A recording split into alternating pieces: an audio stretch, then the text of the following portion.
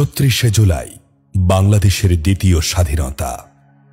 এই চোখ যা দেখেছে, এই কান যা শুনেছে, এই মুখে যে স্লোগান উঠেছে তা মুহূর্তেই আলাদা করে দিয়েছে ইতিহাসের গতিপথ। কি ঘটেছিল এই সময়? আগ্নেয়গিরির মতো জ্বলে উঠেছে ঢাকা, চট্টগ্রাম, রাজশাহী, সিলেট, খুলনা, বরিশাল সহ সারা দেশের প্রতিটি জেলার মানুষ। কোথাও সন্তর্পণে বেড়ে উঠছে ছাই চাপা দ্রোহ, কোথাও বাতাসে শীষ কাটে বুলেট, জেগে ওঠে বিদ্রোহ। বুকের তাজা রক্ত ঢেলে দেয় আবু সাইদ, আলী রায়হান, শান্ত, মুগ্ধ, আব্দুল্লাহ সহ হাজারো ছাত্র জনতা। প্রিয়তমা বধূ অনন্তকাল ধরে অপেক্ষায়, বাড়ি ফিরবে স্বামী। মা বাবা অপেক্ষায়, ছেলে বাড়ি ফিরবে, স্নেহের সন্তানকে আদরে জড়াবে। গুম হয়ে যাওয়া মানুষদের মিছিলে যুক্ত হচ্ছে প্রতিনিয়ত নানান দল, মত, পেশার মানুষ। নির্বিচারে বিনা অপরাধে খুনের শিকার হচ্ছে কিশোর থেকে বৃদ্ধ পর্যন্ত। দেশ জুড়ে মেগা প্রজেক্ট করে একদিকে দৃশ্যমান উন্নয়ন আর অন্যদিকে লুটপাটের মহোৎসব। জনগণের বিলিয়ন বিলিয়ন ডলার চুরি করে বিদেশে পাচার। মুক্তিযুদ্ধকে ঢাল বানিয়ে পুরো দেশকে এক ভয়ঙ্কর অর্থনৈতিক ও রাজনৈতিক সংকটে ফেলে সন্ত্রাস আর লুটপাটের গডমাদার শেখ হাসিনা চেপে ধরেছিল স্বাধীনভাবে মত প্রকাশের সকল কণ্ঠস্বর।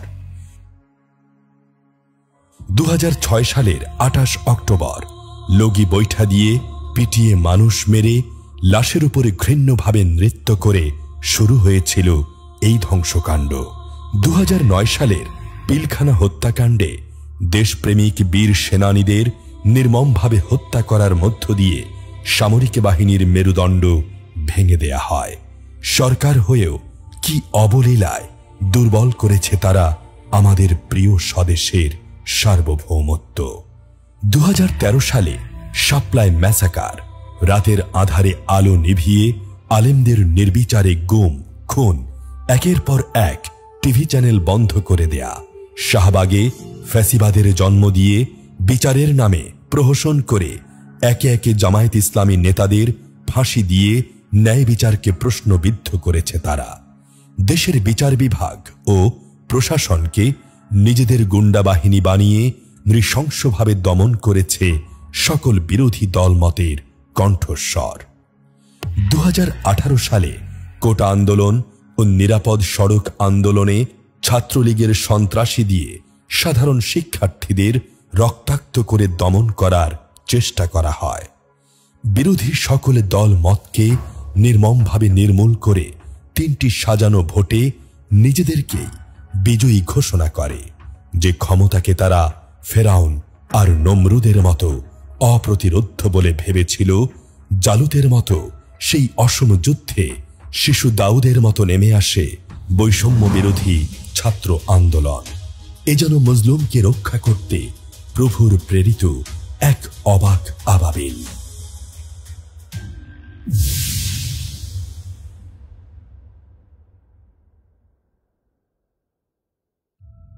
জুলাই বিপ্লবের পিছনের যে গল্প কোটা সংস্কার আন্দোলনের মাধ্যমে সেটা শুরু হয়েছিল এবং সেই কোটা সংস্কার আন্দোলন ধাপে ধাপে ছাত্র জনতার অন্তর্ভুক্তির মাধ্যমে একটি চূড়ান্ত অভ্যুত্থান বিপ্লবে সংগঠিত হয়েছিল।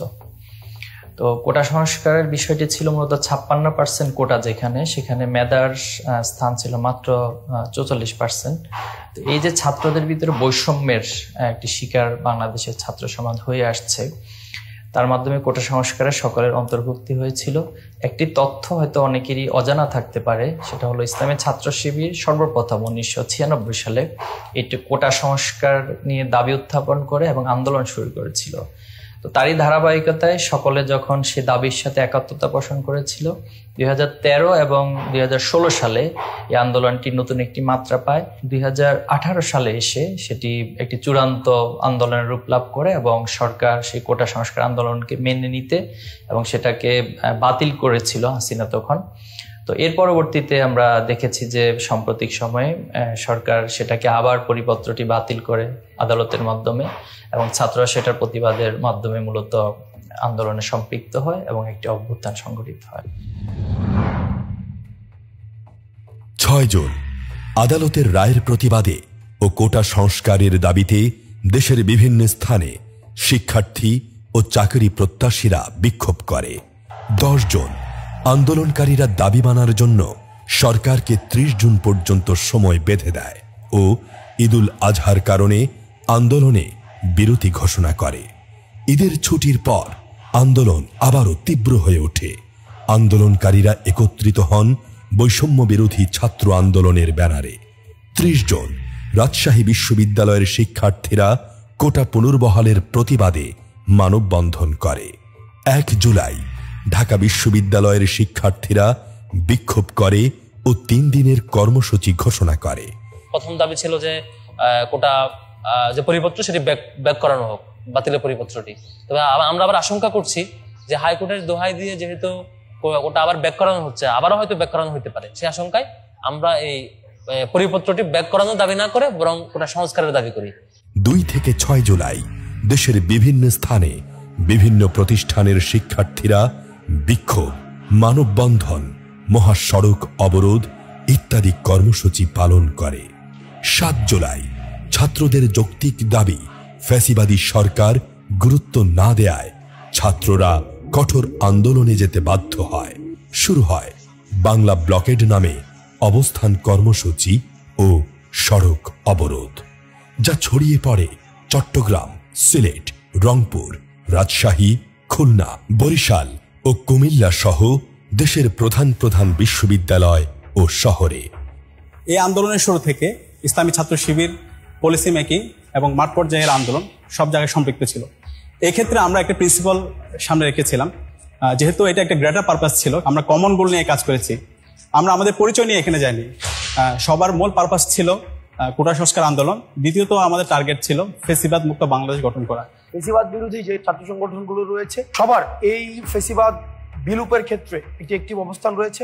তার মধ্যে বাংলাদেশ ইসলামী ছাত্র শিবির অন্যতম। আমাদের আন্দোলনের শুরু থেকে ইসলামী ছাত্র শিবির তার অ্যাক্টিভ ভূমিকা পালন করে এবং সবসময় সবকিছুতেই তারা আমাদেরকে বিভিন্নভাবে সহায়তা করে। প্রোগ্রাম ইমপ্লিমেন্টেশনের জায়গাতে তাদের একটা অ্যাক্টিভ ভূমিকা রয়েছে। 11 জুলাই শাহবাগে মিছিল নিয়ে যাওয়ার পথে পুলিশি বাধার মুখে পড়ে আন্দোলনকারীরা। পরবর্তীতে জগন্নাথ বিশ্ববিদ্যালয়ের শিক্ষার্থীরাও এতে যুক্ত হন। অধিকার আদায়ের সংকল্পে একতাবদ্ধ সহস্রাধিক সাধারণ ছাত্রের স্লোগানে মুখরিত ঢাবি এলাকা।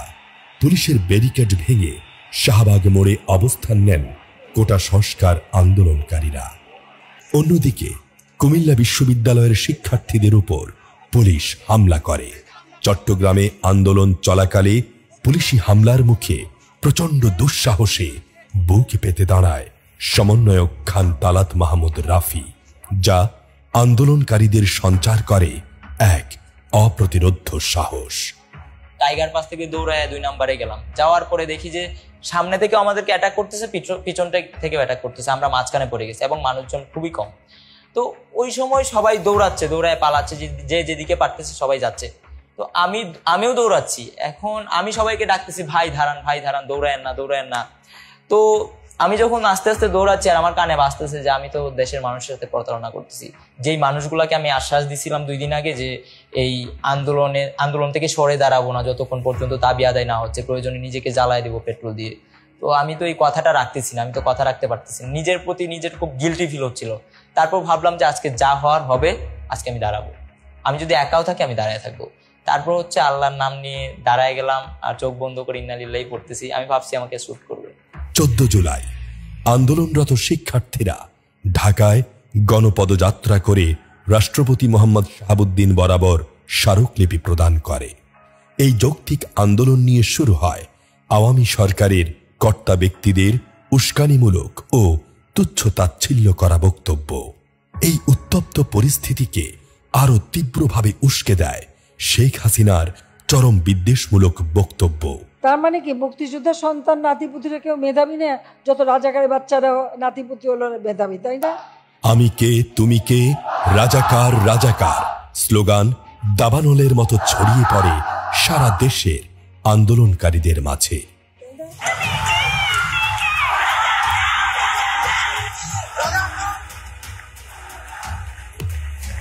15 জুলাই ঢাকা বিশ্ববিদ্যালয় সহ দেশের বিভিন্ন বিশ্ববিদ্যালয়ে বিভিন্ন স্থানে ছাত্রলীগের নেতাকর্মীরা কোটা সংস্কার আন্দোলনকারীদের উপর দেশীয় অস্ত্র নিয়ে হামলা করে। সেদিন প্রায় 3 শতাধিক শিক্ষার্থী আহত হয় ছাত্রলীগের তাণ্ডবে। শুধু তাই নয়, নারী শিক্ষার্থীদের উপর হেলমেট বাহিনীর ন্যাক্কারজনক আক্রমণ মাত্রা ছাড়ায় সকল নির্লজ্জতার। স্তব্ধ হয়ে যায় পুরো দেশ। নারীর প্রতি কেমন সহিংসতা! মা ও বোনের উপর এই জুলুম মেনে নিতে পারেনি কেউ। ওই দিন যে মেয়েগুলো আসলে মাঠে ছিল, তাদের কাছে একদম যে তার বিশ্বাসের যে জায়গাটি, অন্তত আমার ক্যাম্পাসে আমি সেফ, আমার ভাইদের হাতে আমি সেফ, সেই মানে জায়গাটাও একদম নড়বড়ে হয়ে যায়। তারা আসলে ওই সময় মানে খুবই বিধ্বস্ত ছিল যে আসলে তারা কি করবে। 15 তারিখ দিবাগত রাতে জাহাঙ্গীরনগর বিশ্ববিদ্যালয় ক্যাম্পাসে সন্ত্রাসী ছাত্রলীগ ও পুলিশ রামদা হকি স্টিক নিয়ে যৌথভাবে হামলা চালায়। ছাত্রলীগের সন্ত্রাসীগুলো বিশাল বিশাল চাপাতি হাতে নিয়ে ধৈরা ধৈরা জবাইকর ধরনের স্লোগান দিয়ে তারা হচ্ছে গিয়ে ভিসি ভবনের চারপাশে অবস্থান নেয়। আর অবস্থান নিয়ে তারা হচ্ছে ক্রমাগত আমাদের দিকে কাচের বোতল ছুঁড়ে মারতে থাকে। ওই সময় আমাদের বেশ কিছু ভাই আহত হয়, আঘাতপ্রাপ্ত হয়, মাথা ফেটে যায়, পা ফেটে যায়, অনেক রক্তাক্ত অবস্থা হয়ে যায়। তখনই সবাই প্রচন্ড ভয় পেয়ে ভিসির বাসার দরজায় হচ্ছে গিয়ে আঘাত করতে থাকে যে আমাদেরকে বাঁচান, আমাদেরকে বাঁচান, আমাদেরকে মেরে ফেলতেছে। কিন্তু ভিসি কোনো সাড়া শব্দ দেয় না। এবং একটা পর্যায়ে পুলিশ হচ্ছে বাইরে অবস্থান নেয় এবং পুলিশের সহায়তায় ছাত্রলীগের সন্ত্রাসীগুলো ভিতরে চলে আসে। ছাত্রলীগের সন্ত্রাসীগুলো আমাদের উপর হামলা করতে থাকে। মোটামুটি কতক্ষণ ছিল সেটা আমি জানি না। আমার সারা শরীর রক্তে ভেজা ছিল। আমাদের নিচেও অনেক স্টুডেন্ট চাপা পড়েছিল। আমরা যখন উঠি আর তাদেরকে টেনে উঠাই, অনেকে সেন্সলেস হয়ে গিয়েছিল ওই চাপাচাপির মধ্যে। তখন আমরা দেখি যে নিচে ফ্লোরে মানে রক্ত দিয়ে ভরা, সাদা টাইলস রক্ত দিয়ে ভরে গেছে, আমাদের সবার জামা রক্তে ভেজা। তখন আসলে কারণ এই যে ব্লিডিং যে হচ্ছে, ওদের এই ব্লিডিং বন্ধ করানোর মতো কোনো ব্যবস্থা ওখানে নাই। ঢাবি ও মেডিকেলে ছাত্রলীগের হামলার সংবাদ শুনে ছাত্র শিবিরের ঢাকার শাখাগুলো এগিয়ে এসে সাধারণ ছাত্রদের পাশে দাঁড়িয়ে যায়, ছাত্রলীগের সন্ত্রাসী বাহিনীর বিরুদ্ধে প্রতিরোধ গড়ে তোলে। 15 তারিখে যখন আমাদের বোনদের উপর আক্রমণ করে, এবং এই আক্রমণটা করছিল হচ্ছে ছাত্রলীগের সাথে কিছু বহিরাগত টোকাই এবং সন্ত্রাসীরা এসে হামলা করে। যখন তারা ঢাকা মেডিকেলে ট্রিটমেন্ট নিতে গেছে, ওইখানেও মূলত হামলা করে। মেডিকেলে এসে আমাদের উপর হামলা করতেছে, তাদেরকে প্রতিহত করাটা আসলে দরকার যে কোনো ভাবেই হোক। এখানে হচ্ছে 2টা মহানগর আসে মেডিকেলের দিকে, যে কেউ যদি থাকে ওই সময় প্রয়োজনে আমরা তাদেরকে প্রতিহত করবো, এরকম একটা ব্যাপার। 16 জুলাই ছাত্রলীগের হামলার প্রতিবাদে সারা দেশের প্রতিটি শিক্ষা প্রতিষ্ঠান ও দেশপ্রেমিক সংগঠন বিক্ষোভে রাস্তায় নেমে আসে। দেশের বিভিন্ন স্থানে ছাত্রলীগ যুবলীগের সশস্ত্র হামলায় হতাহত হয় অসংখ্য আন্দোলনকারী। মোটামুটি বলা যায় যমুনা বিশ্ববিদ্যালয়, কবি নজরুল কলেজ এবং সোহরাওয়ার্দী কলেজ, এই 3টা শিক্ষা প্রতিষ্ঠান মিলে আমরা যে 16 তারিখে আন্দোলনটা করেছিলাম, সেটা আমাদের পুরান ঢাকার এরিয়াতে একটা বলা যায় যে ঐতিহাসিক আন্দোলন ছিল। এইখানে 16 তারিখে আমাদের ভাইদের উপর গুলি চালানো হয়েছিল। এসি গোলাম মুস্তফা, লালবাগ জোনের ডিটেকটিভ ব্রাঞ্চ, আমাকে ডেকে আলাদা করেই কোনো কথা নেই বার্তা নেই টেনে নিয়ে যাচ্ছিল। আমার ডান হাত ভাঙা ছিল, যে 15 তারিখে ছাত্রলীগের আক্রমণে ঢাকা বিশ্ববিদ্যালয় ভেঙেছিল, ডান হাত গলায় ঝোলানো ছিল। যখন আমাকে আদালতে উঠায় নিয়ে, তো মোটামুটি 2 দিন তারা গুম রেখেছিল, কাউকে বলে নিয়ে আমাকে কোথায় রেখেছে। তখন মূলত আমি জানতে পারি যে এখানে 11 জন শহীদ হয়েছে, এবং আমার পিছনে যারা আসতেছিলেন যে তাদের মধ্যে 3 জনকে ওই জায়গাতে মেরে ফেলেছিল। রংপুরে পুলিশের গুলিতে বুক ঝাঁঝরা হয়ে প্রথম শাহাদাত বরণ করেন আবু সাইদ। চট্টগ্রামে ওয়াসিম, ফারুক, শান্ত, শাওন সহ সারা দেশে 6 জন শহীদ হন। দাবানলের মতো এই শাহাদাতের বেদনা ছড়িয়ে পড়ে দেশের প্রতিটি মানুষের হৃদয়ে। আন্দোলনে যাওয়ার প্রথম কারণ হলো আমার যে ভাইয়েরা যারা শহীদ হইতাছে, যারা নিহত হইতাছে, যারা আহত হইতাছে, তাদের কথা চিন্তা করে আমি আর ঘরে আর থাকতে পারি। শুরুর দিকে তো আমরা আন্দোলনে যাইনি, আমি বা আমার পরিবারের কেউই আমরা আন্দোলনের ব্যাপারে অতটা সিরিয়াস ছিলাম না। যখন ওই যে আবু সাইদ মারা গেল, এরপরে তো পুরো বাংলাদেশে নাড়াচাড়া দিয়ে উঠছে। তখন আমাদেরও খারাপ লাগছে। আমি তো মুয়াজ্জিন মানুষ, আমরা তো কমি মাদ্রাসা লেখাপড়া করছি, তো মূলত সরকারি চাকরি তো পাবো না। তো যা হোক, পরে দেখি আবু সাইদের মতো যে মানুষ মারতেছে, এই যে মানুষ মারা ব্যাপারটা কিছু হইলে মানে গুলি করব। 17 জুলাই অনির্দিষ্টকালের জন্য স্কুল, কলেজ ও বিশ্ববিদ্যালয় বন্ধ ঘোষণার সাথে সাথে হল ছাড়ার নির্দেশ দেয়া হয়। এই পরিস্থিতিতে বিপাকে পড়ে শিক্ষার্থীরা। ক্যাম্পাস ছেড়ে এই রাতের বেলায় কোথায় আশ্রয় নেবে তারা? বিশেষ করে নারী শিক্ষার্থীদের বিষয়টি নিয়ে উদ্বিগ্ন হয়ে পড়েন বিশ্ববিদ্যালয়ের মানবিক শিক্ষক ও শিক্ষিকারা। বিশেষ করে আমাদের যারা ফিমেল আমার কলিগ যারা, তাদের সাথে আমি কথা বললাম যে আমরা আসলে কি করব, যেহেতু ছাত্রদের এত সমস্যা। তো তখন আমার সরাসরি শিক্ষক উনিও ছিলেন এবং আমার জুনিয়র কলিগ ওরাও ছিল। তো ওরা আমাকে বললো যে আসলে আমরা কাজ করতে পারি, আমাদের স্টুডেন্টদেরকে আমরা আমাদের বাসায় ভাগ করে নিয়ে যেতে পারি। তো আমরা তখন ওদেরকে নিয়ে আসলাম। এদিন ঢাবিসহ সারা দেশে গায়েবানা জানাজা ও কফিন মিছিলে হামলা করে পুলিশ। মোবাইল ইন্টারনেট বন্ধ করে দেয় ফ্যাসিস্ট সরকার। প্রচণ্ড দমন নিপীড়নের ফলে অনেকেই হাল ছেড়ে দেয়। ক্যাম্পাস বন্ধ হওয়ায় আন্দোলন স্তিমিত হয়ে পড়ে।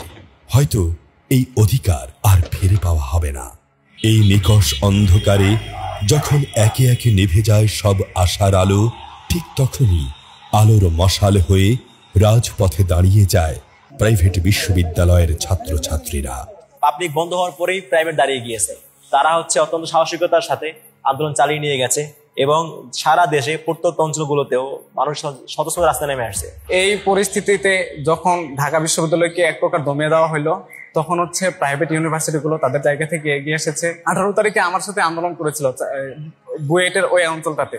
তো ওই দিন এক ভাই আমাদের সাথে আন্দোলন করে 19 তারিখে যখন আমি হাসপাতালে খোঁজ নিতে দেখি যে ওই ভাই একটা ট্রের উপর শোয়ানো আছে, তাজা নিথর দেহটা পড়ে আছে, শহীদ হয়েছে সেই ভাই।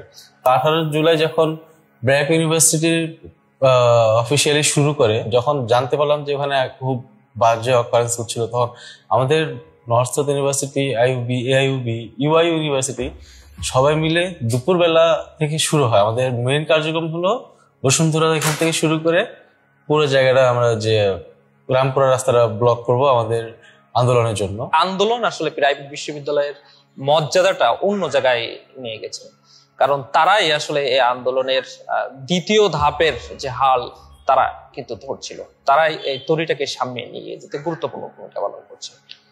এছাড়াও দেখা যাচ্ছে মাদ্রাসার শিক্ষার্থীরা, বিশেষ করে এই যাত্রাবাড়ি এরিয়াতে কওমি মাদ্রাসার শিক্ষার্থীরা যেভাবে করে তারা মাঠে থেকে ওই যাত্রাবাড়িটাকে ব্লক করছিল, এটা আসলে অবিস্মরণীয়।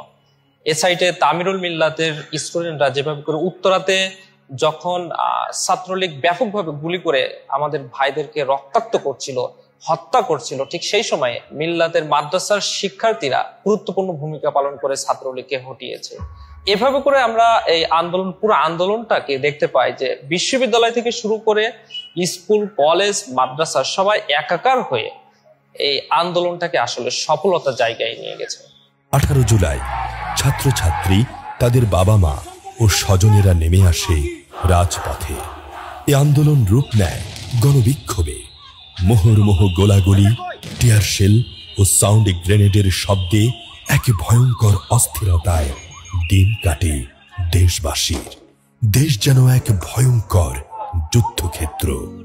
পুলিশ, বিজিবি, র্যাবের নির্বিচার গুলিতে প্রাণ হারান 40 জনের অধিক নিরপরাধ মানুষ। রেহাই পায়নি পথচারী থেকে শুরু করে শ্রমিক, দোকানদার, এমনকি নিজ ঘরে থাকা 5 বছরের অবুঝ শিশুও। আন্দোলনকারীদের মাঝে পানি বিতরণ করতে গিয়ে আওয়ামী ঘাতকের বুলেটে শহীদ হন মীর মুগ্ধ। আমাদের ভাই ওখানে শহীদ হয়েছে। শহীদ হওয়ার পর আমরা তাদের লাশ চাইছিলাম, তার লাশটা, কিন্তু পুলিশ সেই লাশটা আমাদের দেয় নাই। না দিয়ে তারা হলো যে তাদের ট্যাঙ্ক ছিল ওটা তার মাথার উপর দিয়ে নিয়ে গেছে যাতে লাশটা আর কি চেনা না যায়, এভাবে এমন করেছে। এটা দেখে আসলে নিজেকে ঠিক রাখতে পারিনি। এরপরে পুলিশের সামনে যাওয়ার পরে তারা ধাওয়া পাল্টের পর একটা গুলি আমার পিঠে লাগে, পিঠে লেগে পিঠের সামনে দিয়ে বের হয়ে যায় আর কি। আমি যখন আমার টি শার্টটা তুলি তখন দেখি যে নারী বুড়ি সহ সামনে বের হয়ে গেছে। এক পক্ষে শুধু লাঠি আর ইট, আর অন্যদিকে সব ভারী অস্ত্র। উত্তর আধুনিক মেডিকেলের সেদিনের অবস্থা আসলে মনে হচ্ছিল গাজা উপত্যকায় আছি। সেখানে একের পর এক গুলিবিদ্ধ শরীর আসতেছিল, কারো মাথায় গুলি, কারো বুকে গুলি। রাতে সারা দেশে কোনো প্রকার পূর্ব ঘোষণা ছাড়াই ইন্টারনেট ব্ল্যাকআউট করে দেয়া হয়। এ সময় দেশের ছাত্র জনতা, অভিভাবকদের মধ্যে সকল উৎকণ্ঠা উদ্বেগে ছাপিয়ে আন্দোলন চালিয়ে যাবার দৃঢ় প্রত্যয় জন্ম নেয়। 19 জুলাই ঢাকা সহ সারা দেশে 229 প্লাটুন বিজিবি মোতায়েন হয়। তৎকালীন সরকার তার নিজের জনগণের উপর হেলিকপ্টার ব্যবহার করে গুলি ছুটতে থাকে। দেশের বিভিন্ন স্থানে র্যাব পুলিশের স্নাইপারের গুলিতে আহত হয় অগণন সাধারণ ছাত্র জনতা। শহীদ হন 120 জনের অধিক। যেন ঘরে ঘরে মৃত্যু দূত হয়ে আসে ফ্যাসিস্ট হাসিনার রেজিম। একটা ছেলে উপর হয়ে পড়ে আছে, তা আমি ভাবলাম ও মনে হোঁচট খেয়ে পড়ে গেছে খুব সম্ভবত। তো আমি ভাবলাম যেহেতু ছেলেটা পড়ে গেছে আর এখানে গোলাগুলি হচ্ছে, তো আমি ওকে একটু হেল্প করি, আমি ওকে উঠা নিয়ে আসি। যখন ও উপরে ছিল, যখন আমি ওর বডিটাকে উঠালাম, এত পরিমাণে রক্ত এখানে বের হয়েছিল। রাস্তাটা প্রায় কোরবানিতে আমরা গরু জবাই দিলে যেরকম রক্ত প্রবাহ থাকে সেরকম রক্ত, মানে ফিনকিতে ছুটতেছিল রক্ত। এই পাশে গুলিটা লেগে এই দিক দিয়ে বের হয়ে যায়, আর এতবার ছিদ্র হয়ে যায়। সো স্বাভাবিকভাবে আসলে আমিও আমার আসলে এত রক্ত জীবনে কোনো দেখিনি, মানুষের রক্ত। উত্তালে জনতার দ্রোহের আগুনকে স্তিমিত করতে না পেরে অবশেষে 19 জুলাই শুক্রবার গভীর রাতে জারি করা হয় কারফিউ। ঘোষণা করা হয় দেখা মাত্র গুলি করার। কি নির্মম আর অমানুষ হলে এমন নির্দেশনা দিতে পারে কোন রাজনৈতিক দল? এরা কি মানুষের জন্য রাজনীতি করে? এদিকে আমরা কথা বলছিলাম বিভিন্ন স্টেকদের সাথে যে কারফিউ ভাঙার দুঃসংস্কার যাদের আছে তাদেরকে সাথে কথাবার্তা বলা শুরু করলাম, শিক্ষকদের মাধ্যমে অন্যান্য পলিটিক্যাল স্টেকগুলো যারা মাঠে রাজনীতিতে আন্দোলনে হচ্ছে সমন্বয় না হয় বিভিন্নভাবে হচ্ছে কোঅর্ডিনেশন গুলো করতেছিল। তো পরে দেখা গেল যে আমরা সিদ্ধান্ত নিলাম যে আন্দোলন হবে, কারফিউ ভেঙে আন্দোলন হবে। 20 জুলাই সেনা মোতায়েন অবস্থায় কারফিউ ভেঙে দেশের বিভিন্ন স্থানে বিক্ষোভ করেন আন্দোলনকারীরা। আমরা পরের দিন 10টায় মিছিল করি, 10:10 আমাদের 10টায় মিছিল ছিল, 10:10 আমরা মিছিল করি। আমার 2 মিনিট স্লোগান হয়, এরপরে আমি বক্তব্য দিয়ে শেষ করে দিই। না, পরিবেশটা এত ভয়ানক ছিল, চারদিক থেকে মনে হচ্ছিল যে চট্টগ্রামের যত ফোর্স আছে সব আমাদের উপরে আইসা এখন গুলি করে মেরে ফেলবে। 2 মিনিটের ভিতরে আমরা সব জায়গা ত্যাগ করি এবং সেখানকার পরিবেশটা আমরা 2 মিনিট যাওয়ার পরের 2 মিনিট পরে পরিবেশটা এত ভয়ানক হয় এবং চট্টগ্রামের সকল ফোর্স আসা এখানে জড়ো হয়। আমরা থাকলে আমরা সবাইকে মনে হচ্ছে গুলি করে মেরে ফেলতে হবে। যাকে পাইছে সাধারণ মানুষ, রুগী, মেডিকেল এরিয়া, রুগী যাকে পাইছে তাকে পিটাইছে। তখন আমরা অনলাইনের মাধ্যমে কোথাও যোগাযোগ করতে পারছিলাম না। এই সময় আমরা আসলে খুবই হতাশ হয়ে পড়ছিলাম। সারা দেশের খবরগুলো যখন জানতে পারছিলাম না এবং বিচ্ছিন্নভাবে প্রথম 1-2 দিন খবর পাচ্ছিলাম যে সারা দেশে ব্যাপক গ্রেপ্তার এগুলো চালানো হচ্ছে। একটা পর্যায়ে আমি বাড়ি থেকে বের হয়ে প্রায় বলা চলে কখনো 15 কিলোমিটার, কখনো 10 কিলোমিটার দূরে গিয়ে অফলাইন নাম্বারের শাখাগুলোর সাথে কথা বলে ওই দিনের আপডেট নিয়ে এবং বিগত আগামীতে কেমন কর্মসূচি আসতে পারে, কত গ্রেপ্তার হলো, কত নির্যাতন বা রিমান্ডে কাকে কাকে কিভাবে নেওয়া হচ্ছে, এই তথ্যগুলো আমি এগুলো সংগ্রহ করতাম এবং একটা নির্দিষ্ট টাইম আমাদের দেয়া থাকতো যে আমি বিকেল 5টা থেকে 6টা পর্যন্ত এই শাখার সাথে যোগাযোগ করব। এবং অবশ্যই যোগাযোগের জন্য আমি হয়তো 1 ঘন্টা যোগাযোগ করতাম 10 কিলোমিটার দূরে গিয়ে, আবার ওইখান থেকে ব্যাক করে আবার 5 কিলোমিটার দূরে গিয়ে অন্যত্র সেট ওপেন করে তারপরে আমাকে কথা বলতে হতো। এভাবে র্যান্ডমলি 1-2 দিন পর পরই আমাকে নাম্বার, অফলাইন নাম্বারও চেঞ্জ করতে হতো। এভাবে 5-7 দিন এইভাবে করেই মূলত আমরা বিভিন্ন জায়গায় গিয়ে গিয়ে যোগাযোগগুলো করতাম। ছাত্র জনতার জুলাই অভ্যুত্থানকে সফল করতে আমরা ঢাকা এবং ঢাকার বাইরে গুরুত্বপূর্ণ শিক্ষা প্রতিষ্ঠান এবং জেলা শহরগুলোতে আন্দোলনকে আমরা ছড়িয়ে দিই, যাতে করে জনসম্পৃক্ততা বৃদ্ধি পায় এবং পাশাপাশি কম্বাইন্ড ফ্যাসিস্ট ফোর্স যারা ছিল তাদের শক্তিগুলো নিয়োগ করে যাতে করে আমাদের আন্দোলনকে তারা ব্যাহত করতে না পারে। আপনারা দেখে থাকবেন যে ঢাকাতেও আমরা আন্দোলনকে একটি স্পট বা একটি ক্যাম্পাসমুখী না করে বিভিন্ন স্পটে ছড়িয়ে দিয়েছিলাম, যাতে করে ফ্যাসিস্ট কম্বাইন্ড ফোর্সের শক্তিগুলোকে তারা সেগমেন্ট করতে করতে দুর্বল হয়ে পড়ে এবং আমাদের আন্দোলনটি আস্তে আস্তে সফল হয়। আন্দোলনের সবচেয়ে ক্রিটিক্যাল টাইম যখন ছিল 19 তারিখ থেকে 2 তারিখ পর্যন্ত, ওই সময়ে আপনারা জানেন সারা দেশে ইন্টারনেট শাটডাউন ছিল এবং কারফিউ জারি অবস্থা ছিল প্রথম এক সপ্তাহ। ওই সময়ে আমাদের অফলাইনে আমরা একটা নেটওয়ার্ক তৈরি করেছিলাম। আমাদের অফলাইন নেটওয়ার্ক সামগ্রিকভাবে সমন্বয় করত বিশ্ববিদ্যালয়ের সাবেক সভাপতি এবং কেন্দ্রের সাহিত্য সম্পাদক সিবগাতুল্লাহ ভাই। এবং এর পাশাপাশি ওই সময়ে আমাদের যারা সমন্বয়ক ছিল, সমন্বয়কদেরকে সেফ হোমে রাখা, তাদের সামগ্রিক খোঁজখবর নেওয়া এবং প্রতিদিন তাদের সাথে সার্বক্ষণিক যোগাযোগ আমরা রাখতাম। আন্দোলনকে দমন করতে কোটা সংস্কার আন্দোলনের অন্যতম সমন্বয়ক ঢাকা বিশ্ববিদ্যালয়ের শিক্ষার্থী নাহিদ ইসলামকে মধ্যরাতে আইন শৃঙ্খলা বাহিনী তুলে নিয়ে যায়। এছাড়াও সমন্বয়ক আসিফ মাহমুদ ও আবু বাকের মজুমদারকেও বিভিন্ন সময় তুলে নেওয়া হয়। এরপর আসে সেই ঐতিহাসিক 9 দফা দাবির পরিকল্পনা ও বাস্তবায়ন। 24 ছাত্র জনতার গণঅভ্যুত্থানের সবচেয়ে ক্রুশিয়াল যে সময়টা ছিল, ওই সময় আমরা ফুললি আন্দোলনের সাথে কানেক্টেড ছিলাম। আপনারা জানেন 19 তারিখের পরে ইন্টারনেট ব্ল্যাকআউট ছিল, সমন্বয়করা বিক্ষিপ্ত বিচ্ছিন্ন অবস্থায় ছিল। ওই সময়ে পলিসি কি হবে, সেই পলিসি সকল অংশীজনদের সাথে আলাপ করে ঠিক করা, এটা আমরা প্রতিদিন আমাদের জায়গা থেকে আমরা করার চেষ্টা করেছি। এবং এই যে 9 দফা প্রণয়ন করা, 9 দফা প্রণয়ন করার পরে মিডিয়া হাউসগুলোতে পৌঁছে দেওয়া এবং মিডিয়া হাউসে পৌঁছানোর পাশাপাশি আবার মাঠ পর্যায়ে এক্সিকিউশন করা, এই সামগ্রিক কাজ আমরা আপামর ছাত্র জনতা এবং অন্যান্য অংশীজনদের সাথে আলাপ করে আমরা বাস্তবায়ন করেছি। এই শুক্রবার বিকেলবেলা আমাকে হচ্ছে ছাত্র শিবিরের সেক্রেটারি, ঢাকা বিশ্ববিদ্যালয়ের যে সেক্রেটারি ফরহাদ ভাই আমাকে ফোন দিল। ফরহাদ ভাইয়ের সাথে আমার আন্দোলন কেন্দ্রে পরিচয়। ফরহাদ ভাই যখন আমাকে ফোন দিল যে ম্যাম এই পরিস্থিতি হয়তোবা এই যে বেহাত হতে যাচ্ছে কিংবা হচ্ছে যে শহীদের রক্তের সাথে কিছু বেইমানি কিংবা কিছু করতে যাচ্ছে, এখন আন্দোলন স্ট্রিক্ট করতে হবে। তখন বললো তাহলে কি করা যায়, বললেন যে তাহলে আমরা হচ্ছে কি স্পষ্ট করে দাবি দেওয়া, সেটা আমাদের আগে থেকে মাথায় ছিল। তো দাবি দেওয়া বলেছে ফরহাদ ভাইয়ের সাথে আমি আলোচনা করতেছিলাম। তখন আপনি জেনে থাকবেন নেট একদম স্লো, মানে ইভেন ফোনে মানে কথা বলা যাচ্ছে না, বারবার কেটে কেটে আসতেছে। আমি তখন মানে বের হয়ে বিকেলবেলা যাত্রাবাড়িতে আন্দোলন করতেছিলাম। এর মধ্যে ফরহাদ ভাই ফোন দিলে আমাকে। তো যখন কথাবার্তা হচ্ছে ভাই বললো তাহলে আমরা কিছু দাবি দেওয়া বলি, তাহলে তুমি সেটা শুনো। প্রথম দাবি হচ্ছে কি ছাত্র হত্যা দায় নিয়ে প্রধানমন্ত্রীকে জাতির কাছে প্রকাশ্য ক্ষমা চাইতে হবে, স্বরাষ্ট্রমন্ত্রী পদত্যাগ করতে হবে, বিতর্কিত বক্তব্য দায় হচ্ছে উপাধ্যক্ষদেরকে পদত্যাগ করতে হবে, তো কিংবা হচ্ছে কি police super, police commissioner, DIG এদেরকে হচ্ছে বরখাস্ত করতে হবে, সন্ত্রাসীদের আইনে আওতা আনতে হবে, বিসি প্রক্টরকে হচ্ছে পদত্যাগ করাতে হবে। আমাদের মঙ্গলবার রাতে যে মিটিং এ যে সিদ্ধান্তগুলো হলো, যে পয়েন্টগুলো উঠলো, যে দাবিগুলো আসলো, সেই দাবি মিলেমিশে হচ্ছে আমার 9 দফা দিই। এই হচ্ছে 9 দফা। ছাত্র শিবিরের যে ঢাকা বিশ্ববিদ্যালয়ের প্রেসিডেন্ট, উনি আমাকে ফোন দিলেন, যে কয়েকজন ব্যক্তি নাম্বার দিলেন, যে এই ব্যক্তিগুলোকে তুমি একটু হচ্ছে গিয়ে ফোন দিয়ে বলে যাও যে 9 দফা আমাদের পক্ষ থেকে, আমার পক্ষ থেকে আসবেন, আপনি একটু সেটাকে রিসিভ করেন, সেটা হচ্ছে গিয়ে বাইরের দেশে আপনার যে বিষয় সেটা প্রচার করার ব্যবস্থা করেন। তো আমি তাদেরকে ফোন দিলাম, যথারীতি ফোন দিয়ে তাদেরকে ইনফর্ম করলাম। একই সাথে তখন আপনি জেনে থাকবেন যে পরিস্থিতি খুবই হচ্ছে অস্বাভাবিক পরিস্থিতি, যে কারফিউর মধ্যে হচ্ছে কি যেখানে একজন মানুষ বের হওয়া অসম্ভব বিষয়, জীবনের ঝুঁকি নিয়ে কিংবা হচ্ছে গিয়ে সবকিছুকে মোকাবেলা করে সেই যারা হচ্ছে এটার সাথে জড়িত ছিল, যে 9 দফা ছাত্র শিবিরের কথা বলি, তারা হচ্ছে স্পিড করার যে বিষয়টা, বিভিন্ন হাউজে মিডিয়া হাউসে সেগুলো পৌঁছে দেওয়ার বিষয়টা, কিংবা হচ্ছে ইন্টারন্যাশনাল জার্নালিস্ট যারা আছে তার কাছে পৌঁছে দেওয়ার বিষয়টা ছাত্র শিবির এই দায়িত্ব পালন করে। 21 জুলাই হাইকোর্ট 7% কোটার রায় প্রদান করে।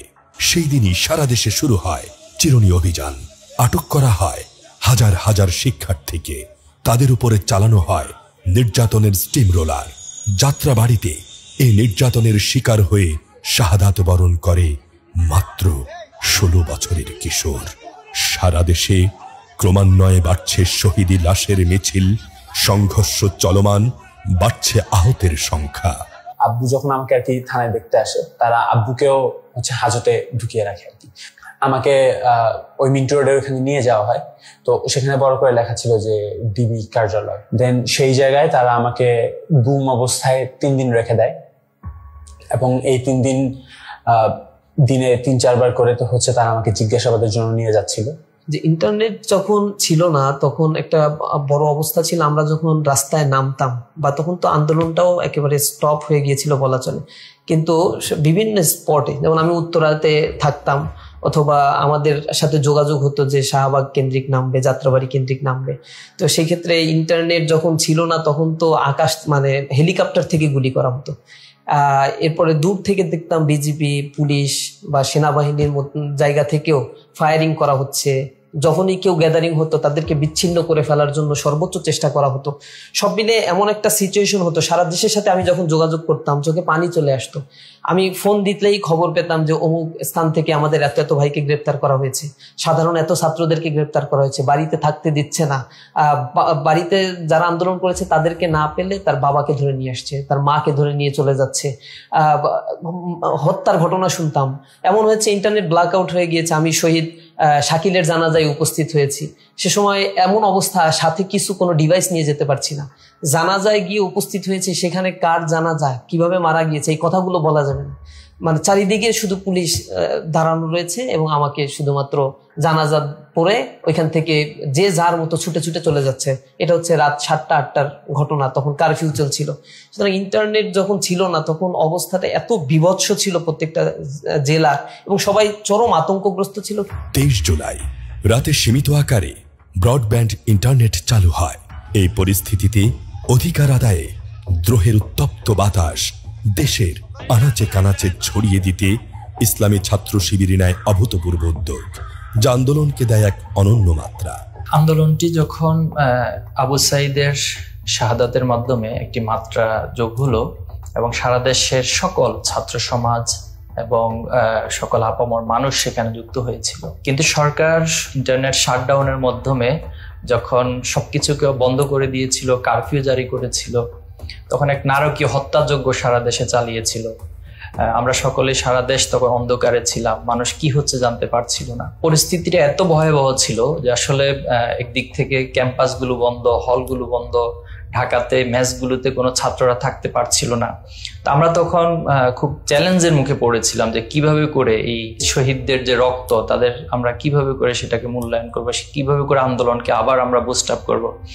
তখন আমরা নতুন করে একটি পলিসি গ্রহণ করেছিলাম যে সারা দেশের যারা বিশ্ববিদ্যালয় বিভিন্ন বিশ্ববিদ্যালয়ে পড়াশোনা করে তারা যে যেখানে যে মহানগর যে জেলাতে অবস্থান করছিল আমরা তাদের তালিকা করেছিলাম, এবং তালিকা করে সেখানকার স্থানীয় আমাদের দায়িত্বশীল এবং বিভিন্ন শিক্ষা প্রতিষ্ঠানের যারা ক্লাস ক্যাপ্টেন ছিলেন এবং নেতৃত্বের মধ্যে ছিলেন তাদের কাছে আমরা দিয়েছিলাম, এবং তাদের সাথে একটি সমন্বয়ের পরে পরবর্তীতে দেখা গিয়েছে যে আলহামদুলিল্লাহ আমরা আন্দোলনটাকে আবার বুস্ট আপ করতে পেরেছিলাম এবং আন্দোলনটি মহানগর, জেলা, উপজেলা সকল শিক্ষা প্রতিষ্ঠানে ছড়িয়ে পড়েছিল।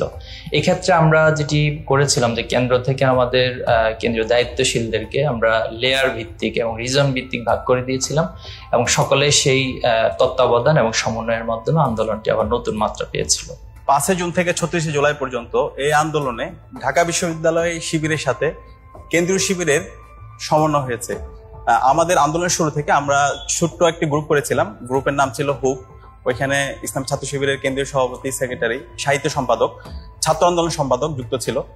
ওই গ্রুপে আমরা প্রথমে পলিসি মেক করতাম নিজেরা বসে, এবং প্রতিদিন একটা করে মিটিং করতাম। এরপরে আমাদের আরেকটা গ্রুপ ছিল যেখানে সারা দেশের সকল বিশ্ববিদ্যালয়ের সভাপতি সেক্রেটারিরা ছিল, পাশাপাশি মহানগরের সভাপতি সেক্রেটারিরা ছিল।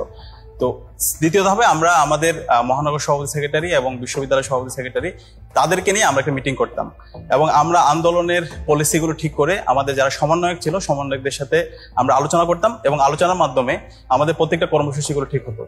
সারা বাংলাদেশের সকল ক্যাম্পাসগুলোকে আমরা মূলত দুই ভাগে ভাগ করছিলাম। প্রথমত হচ্ছে ঢাকা বিশ্ববিদ্যালয় থেকে শুরু করে ঢাকাতে যে ক্যাম্পাসগুলো আছে সেই ক্যাম্পাসগুলোকে আমরা একত্র করে একরকম আমরা ডিসিশন নিতাম, এবং ঢাকার বাইরের ক্যাম্পাসগুলোতে আমরা এক ধরনের ডিসিশন নিতাম। এই দুই ভাগে ভাগ করে দেখা যাচ্ছে আমরা আন্দোলনটা চালাই গেছিলাম। কিন্তু আন্দোলনের যে পরিকল্পনা আসতো, যে ইস্যুগুলো আসতো, যে কর্মসূচি আসতো, সেটা কিন্তু একসাথেই পালন করা হতো, কিন্তু আন্দোলনের ধরন, প্যাটার্ন এটা আমরা দুই ভাগে ভাগ করছিলাম। 25 জুলাই শত শত লাশের পাহাড় উপেক্ষা করে খুনির কান্না আসে কেবল মেট্রো রেল আর বিটিভি ভবনের ক্ষতিগ্রস্ততায়। এ যেন মানবতার সাথে এক চরম উপহাস। প্রজন্মের মুখে উচ্চারিত হয় নাটক কম করপীয়। 26, 27 ও 28 জুলাইয়ে আবারও নাহিদ ইসলাম, আসিফ মাহমুদ, হাসনাত আব্দুল্লাহ সহ 6 জনকে ডিবি কার্যালয়ে হেফাজতের নামে তুলে নিয়ে যাওয়া হয়। 27 জুলাই ক্র্যাকডাউন বন্ধের জন্য জাতিসংঘের মানবাধিকার কমিশন বিবৃতি দেয়। হাসিনা সরকারের সমালোচনা করেন বিশ্ব নেতৃবৃন্দ। 28 জুলাই যাত্রাবাড়ির বাসা থেকে আটক করা ঢাকা কলেজের প্রথম বর্ষের ছাত্র হাসনাতুল ইসলাম ফায়াজকে 7 দিনের রিমান্ড দেয় আদালত। ডিবি কার্যালয় আটক 6 সমন্বয়ককে দিয়ে আন্দোলন প্রত্যাহারের নাটক মঞ্চস্থ করা হয়। তখনই হচ্ছে আমাদের আইন শৃঙ্খলা রক্ষাকারী বাহিনী আমাদেরকে উঠিয়ে নেয়, আমরা গুমের শিকার হই, আমাদেরকে 5-6 দিন করে আমাদের গুম করে রাখা হয়, আমাদেরকে দিয়ে বাধ্যতামূলক ভাবে আমাদেরকে স্টেটমেন্ট দেওয়ানো হয়, এবং আমরা স্টেটমেন্টও যখন আমরা দেইনি তখন হচ্ছে মিডিয়া ন্যারেটিভের মধ্য দিয়ে, মিডিয়া ম্যানিপুলেশনের মধ্য দিয়ে আন্দোলন প্রত্যাহারের এক ধরনের মিথ্যা সংবাদ প্রচার করা হয়। আন্দোলন প্রত্যাহারের নাটক প্রত্যাখ্যান করেন অন্য সমন্বয়করা। বিবৃতি দেন আব্দুল হান্নান মাসুদ। 4-5 জন শিক্ষার্থী মিলে পল্টনে রাস্তা আটকে প্রতিবাদ শুরু করি। 10-15 মিনিট প্রতিবাদ চালানোর পর এক পর্যায়ে পুলিশের 30-40 জনের একটা টিম এসে আমাকে এবং সহ সমন্বয়ের আবিদ হাসান রাফি সহ 4 জনকে গ্রেফতার করে নিয়ে যায় এবং ডিবিতে 1 দিন গুম রাখে। তারা যখন আমাকে ধরে নিয়ে যাচ্ছিল, তারা আমাকে বলতেছিল যে তোমার নামে তো 10-15টা মামলা দিব, তোমার তো কেরিয়ার শেষ হয়ে যাবে। এবং ভিতরে যাওয়ার পর যে আমি অসহনীয় পরিস্থিতি দেখেছি, আমার সাথীদেরকে নির্যাতন করা হচ্ছিল, রক্তাক্ত করা হচ্ছিল, মানসিকভাবে টর্চার করা হচ্ছিল। আমরা দেখতে পাচ্ছিলাম সেখানে ডিবিতে অসংখ্য মানুষকে ধরে রাখা হয়েছে রিমান্ডের নামে। তাদের সাথে আমরা আলাপ করে জানতে পেরেছি তাদেরকে যে মামলাগুলোতে দেওয়া হয়েছে সেই মামলার সাথে তাদের ন্যূনতম সম্পর্কটাও ছিল না। 30 জুলাই একদিনের রাষ্ট্রীয় শোক দিবস ঘোষণা করে ফ্যাসিস্টরা। নিজেরা খুন করে আবার নিজেরাই সেই খুন হওয়া মানুষের জন্য শোক প্রকাশ করে। এই উপহাসমূলক শোক দিবস প্রত্যাখ্যান করে নেটিজেনরা। প্রতিবাদের ভাষা হয়ে ওঠে রক্তের রঙে লাল প্রোফাইল পিকচার। প্রোফাইল কালো করার মাধ্যমে একটা ট্রেন্ড চালু করার তারা চেষ্টা করে, এবং সে সময়টাতে আমাদেরও মনে হয় যে তাহলে আমরা অনলাইন কেন্দ্রিক যেতে পারি। তো তখন যেটা হয় যে আমরা অনেকগুলো প্ল্যান করছিলাম যে কি করা যায়, আমরাও শোক পালন করতে চাই, কিন্তু এটা তাদের মতো না। তো সেই সময়টাতে মূলত অনেকগুলো পরিকল্পনা হয় এবং একটা সময় গিয়ে আসে যে আসলে আমরা প্রোফাইল লাল করে ফেলতে পারি। তো যার ফলে আমরা দেখতে পাই যে আন্দোলনে একটা নতুন মাত্রা যুক্ত হয়, যে যারা রাস্তায় নামে না তারাও কিন্তু এই আন্দোলনে এঙ্গেজমেন্টটা তাদের হয়। 31 জুলাই হত্যা, গণগ্রেপ্তার, হামলা, মামলা ও গুমের প্রতিবাদে মার্চ ফর জাস্টিস কর্মসূচির অংশ হিসেবে ঢাকা, চট্টগ্রাম সহ সারা দেশের বিভিন্ন জায়গায় আদালত প্রাঙ্গণে বিক্ষোভ মিছিল ও সমাবেশ করে শিক্ষার্থীরা। এতে আইনজীবীরাও স্বতঃস্ফূর্তভাবে অংশগ্রহণ করেন। 1 আগস্ট আন্দোলনকে ভিন্ন খাতে প্রবাহিত করার ষড়যন্ত্রের লক্ষ্যে স্বরাষ্ট্র মন্ত্রণালয় থেকে নির্বাহী আদেশে প্রজ্ঞাপন জারির মাধ্যমে জামায়াতে ইসলামী ও ইসলামী ছাত্র শিবিরকে নিষিদ্ধ করে অবৈধ সরকার, যা দেশের মানুষ ঘৃণাভরে প্রত্যাখ্যান করে। 2 আগস্ট বৈষম্য বিরোধী ছাত্র আন্দোলন শুক্রবার প্রার্থনা ও ছাত্র জনতার গণমিছিল কর্মসূচি ঘোষণা করে। জুমার নামাজের পর রাজপথে নেমে আসে সারা দেশের ছাত্র জনতার ঢল। এখানে একটা আশ্চর্যের বিষয় হচ্ছে, কর্মসূচি দেওয়ার সাথে সাথে এবং স্পট ঘোষণা করার সাথে সাথে ছাত্ররা এখানে গ্যাদারিং করতো, এবং একটা মাস গ্যাদারিং, এবং বিভিন্ন শ্রেণী পেশার মানুষেরা যখনই নিউজ শুনতো ইন্টারনেটের মাধ্যমে অথবা কারো মাধ্যমেই শুনতো, তার বন্ধু বান্ধব সহ তারা মূলত একত্রিত হয়ে যেত। দেশের বিভিন্ন স্থানে ছাত্র জনতার আন্দোলনে হামলা ও হত্যার প্রতিবাদ সহ পূর্ব ঘোষিত 9 দফা দাবিতে 3 আগস্ট শনিবার সারা দেশে বিক্ষোভ মিছিল ও 4 আগস্ট থেকে অনির্দিষ্টকালের জন্য সর্বাত্মক অসহযোগ আন্দোলনের ডাক দেওয়া হয়। 3 আগস্ট জাতীয় শহীদ মিনার থেকে আসে 1 দফার ঘোষণা। অসহযোগ আন্দোলনের ডাকে একাত্মতা পোষণ করে বিভিন্ন শ্রেণী পেশার মানুষ। আওয়ামী জাহিলিয়াতের পুরো সময়টাই আমরা দেখেছি, আমরা যারা এই তরুণ প্রজন্ম আছি, আমরা যখন ক্লাস 5-6-এ পড়ি তখনই হচ্ছে এই সরকার ক্ষমতায় আসে, এই আওয়ামী জাহিলিয়াত। এই ক্ষমতায় আসার পরেই দেখেছি যে মানুষের ন্যূনতম যেই একটি ডিগনিটি আছে এই সরকার সেটিও স্বীকার করেনি। আমরা গুণ, খুন, হত্যা, নিপীড়ন, নির্যাতনের এই ইতিহাসের মধ্য দিয়েই কিন্তু আমাদের মনস্তাত্ত্বিক বিকাশটি ঘটেছে। এই পুরো প্রজন্ম একটি মানসিক ট্রমা নিয়ে বড় হয়েছে। আমরা ধাপে ধাপে আমাদের অধিকার বঞ্চিত হয়েছি, স্তরে স্তরে আমরা আমাদের অধিকার বঞ্চিত হয়েছে, এবং আমরা চেয়েছি এই ফেসিবাদ থেকে আমরা মুক্ত হয়ে বাংলাদেশের মানুষকে যেন তার মানবিক মর্যাদা এবং ইনসাফ এবং ন্যায্যতার ভিত্তিতে এই বাংলাদেশটি প্রতিষ্ঠিত হয়, আওয়ামী জাহিলিয়াতের মধ্যে না থাকে।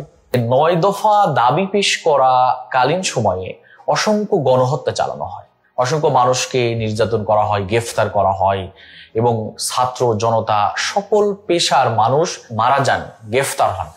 এই কারণে 9 দফা থেকে 1 দফা দাবিতে পরিণত হয়। 4 আগস্ট সারা দেশ উত্তাল 1 দফা দাবিতে অসহযোগ আন্দোলনে। এই আন্দোলনে পুলিশের সঙ্গে আওয়ামী সন্ত্রাসী বাহিনীর নির্মম হামলায় প্রাণ হারায় শত শত মানুষ। সন্ধ্যা 6টা থেকে 2য় দফায় জারি করা হয় অনির্দিষ্টকালের কারফিউ।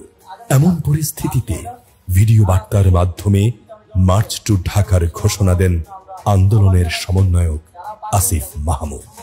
5 আগস্ট সকালে থমথমে অস্বস্তিকর নীরবতা বাংলার আকাশে বাতাসে।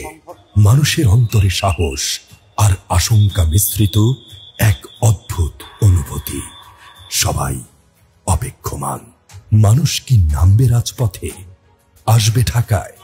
এই দুঃশাসনের অবসান হবে কি? কোটি মানুষের মুক্তির এই প্রার্থনার জবাব কি মিলবে আসমান হতে? 36 জুলাই যখন কর্মসূচি ঘোষণা করা হয় যে চলো চলো ঢাকায় চলো, সমন্বয়কদের মধ্যে আসলে মানুষ আসবে কিনা এরকম একটা ব্যাপার ছিল, কিন্তু আমরা যারা ছিলাম আমরা আশ্বস্ত করেছি যে করেই হোক আমরা অন্তত আসবো সবাই মিলে। আমরা যদি সবাই নামি তাহলে সাধারণ মানুষ নামার জন্য উন্মুখ হয়ে আছে। তখন যেটা হয় যে আমরা বিভিন্ন শাখাকে আমরা কিন্তু ক্যাম্পাস ধরে ধরে ভাগ করে দিই। কিছু শাখাকে ভাগ করি আমরা শাহবাগের এলাকায়, কিছু কিছুকে উত্তরায়, এরপরে বসুন্ধরা এলাকায়, এরপরে এরকম বিভিন্ন জায়গায় আমরা সেট করে দিই মহানগরগুলো, কাউকে মিরপুরে, কাউকে মোহাম্মদপুরে। এভাবে যখন আমরা ভাগ করে দিই যে সবাই যাতে সাধারণ মানুষদেরকে নিয়ে আলটিমেটলি মুভ করতে পারে, যে আমরা আসলে গণভবনের দিকে আমরা আগাবো আমাদের ভাইদের হত্যার প্রতিশোধ নেওয়ার জন্য। ভয়াবহ সংঘর্ষ চলছে উত্তরা, টঙ্গী, গাজীপুর ও মোহাম্মদপুরে।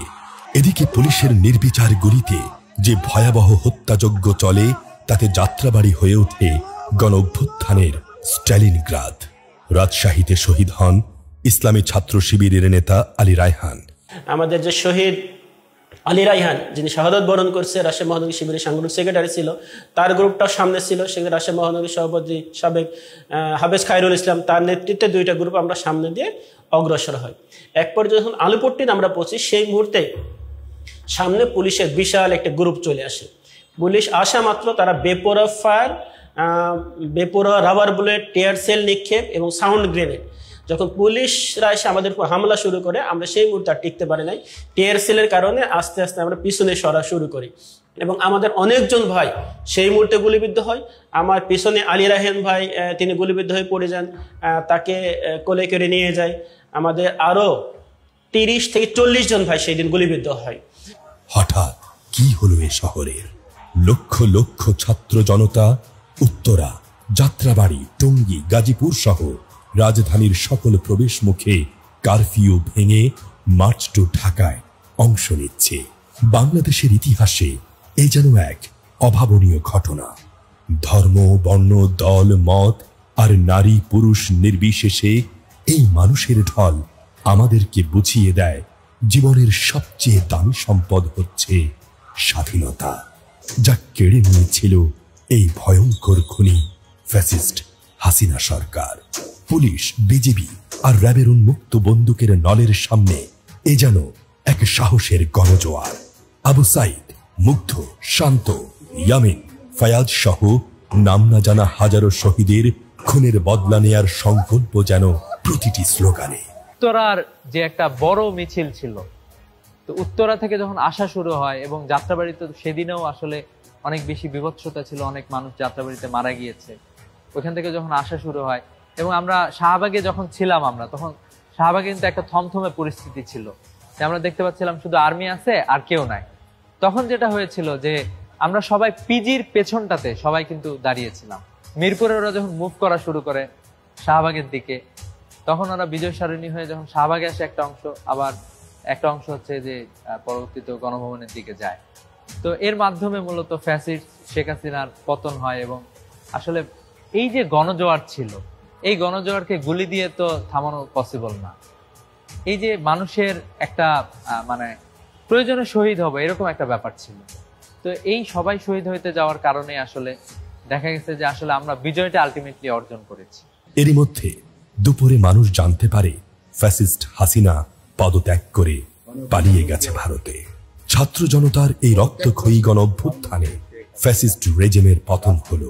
অতঃপর জাতি আবার নতুন করে পেল স্বাধীনতার স্বাদ। কৃতজ্ঞতার সিজদায় অবনত হয় শত মানুষ। চোখ ভরা অশ্রু, হয়তো স্মৃতিতে ভাসছে ঘাতকের বুলেটে প্রাণ যাওয়া প্রিয়জনের মুখ, গুম হয়ে যাওয়া স্বজনের ভালোবাসা। এই যেন এক অভূতপূর্ব সাহসের বাংলাদেশ, যা কেউ কোনোদিন দেখেনি আগে। যাদের ত্যাগের বিনিময়ে এই নতুন স্বাধীনতা কেমন আছে সেই সব শহীদের পরিবার? হাসিনা আমার ছেলে বাঁচি থুলি নে, আমার ছেলেকে দুনিয়াতে হত্যা করে দুনিয়াতে নিলি। সেই মাঠত কাজ করে আসি, এখন গোসল করে নামাজ পড়বে গেল কি না গেল, 4টা খাওয়া রেসি দিছি।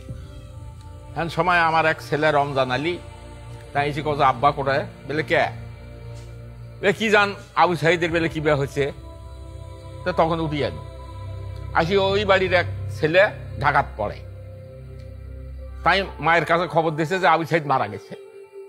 সেই বাড়ির যে কাজ দোষে কি জন্য কাজ দোষে আমার ছেলের কিছু হয়েছে, এরা কাজ দোষে কেউ আর কয় না বেলে মারা গেছে। অনেকক্ষণ পরে পরে শূন্য যে মারাই গেছে। আসমানটা ভাঙ্গি যেমন মাথাত পড়ে সেই রকম পড়ে গেল। আমি যে হার্ট ফেল হয়ে দেই, এটা আল্লাহ আমার সহায়। 3:30টার সময় লাশ আসে বাড়িতে।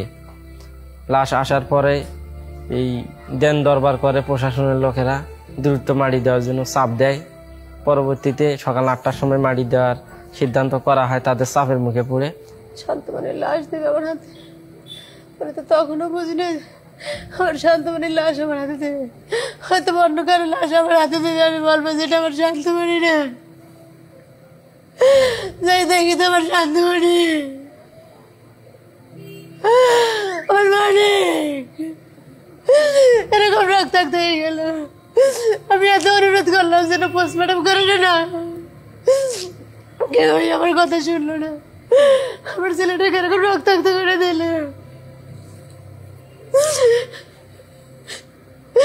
এরপর লাশ নিয়ে আমি 4টার সময় বাড়িতে চলে যাই। তখন সামনে পুলিশের গাড়ি, পিছনে পুলিশের গাড়ি। আমার ছেলে জীবিত থাকতে যদি এরকম পুলিশ প্রোটোকল দিত তাহলে তো আমার ছেলেটা এরকম হইতো না। লাশের এরকম প্রোটোকল দিয়ে কি করলো? সবসময় এক মুহূর্তের জন্য তোমার শান্তমণিকে বলতে পারিনি। সব স্মৃতি রয়ে গেছে, আমার শান্তমণি হইতো না। এই টেবিলে গেলে ওর বই দেখি, খাবার খেতে গেলে ওর প্লেট দেখি, সুকেশের কাছে গেলে ওর কাপড় চোপড় দেখি, টেবিলে গেলে ওর পানির বোতল দেখি, কিন্তু আমার শান্তমণিকে এ তো দেখি না। আজকে প্রায় 4 মাস হয়ে যেতেছে, আমার শান্তমণি তো একবার আইসে ডাকে না। আমার শান্তমণি একবার আম্মু খাইয়া ডাকে না আমারে।